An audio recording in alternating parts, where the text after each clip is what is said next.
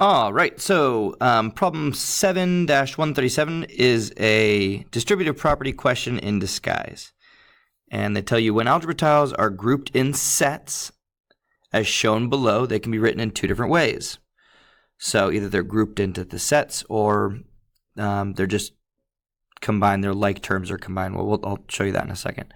So they can be written in two different ways. So write two equivalent expressions that represent these collection of algebra tiles. So in A, here are the groups. You can see it. There is a group of a 1x tile and 4 1s, another 1x tile and 4 1s, and another 1x tile and 4 1s.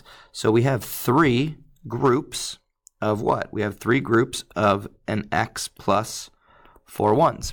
That's the first way. The other way to write it would be to say, well, instead of it putting it into groups, let's just kind of organize them based on their tiles. Let's combine like terms. That's what we can do.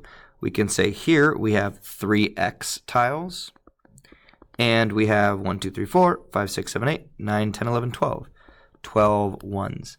This is a distributive property problem because if you have 3 times everything here, 3 x's make 3x.